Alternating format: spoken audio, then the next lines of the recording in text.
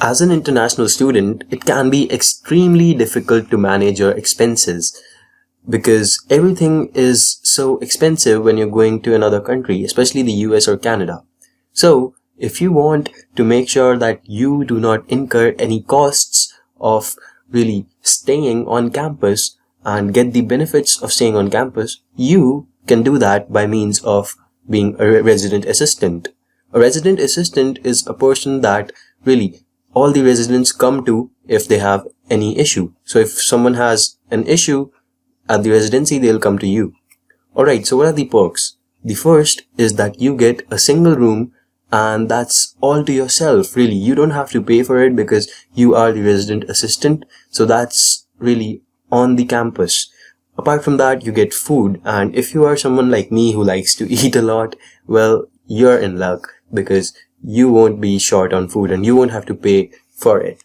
Alright. Sometimes you might even get parking, discounted tuition, and even stipend on top of all of these benefits. So really, you can see that these are some great perks, and probably I don't need to state any more, but let's look at them.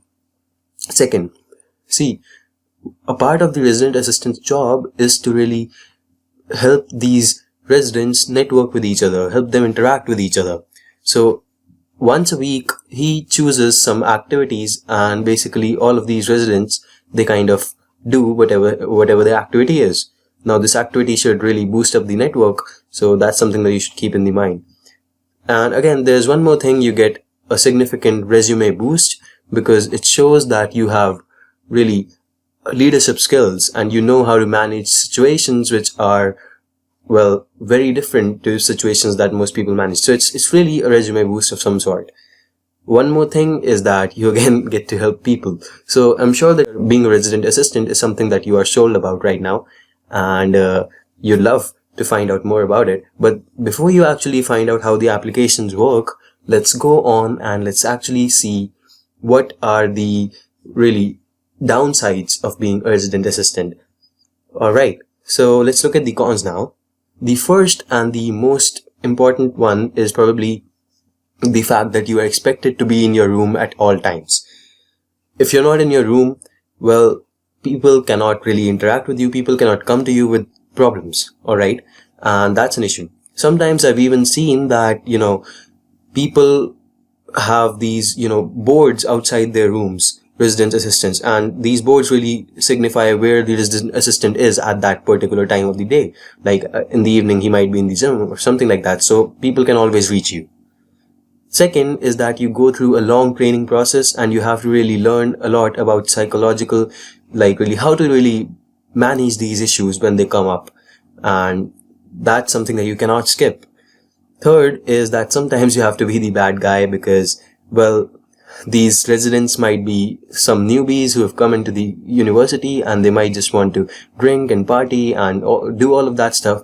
But sometimes you have to write off their names and give it to the management, and that just makes you the bad guy. And another thing is that you are responsible for any issue that residents face. So you must be able to help them out at all times. If you cannot, you have to go to the management, and again, that's only for issues that are, well, hard. In that case only you can go to them. The final one is that you need to model appropriate behavior at all times, because if you're not modeling a good behavior, if you're not being a good person and you're drinking and doing all that stuff, well, people just won't take you seriously.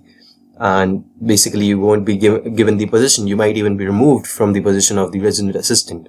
So there are a significant amount of cons to being a resident assistant. But again, if you're sold by the pros, so this is how the application process works.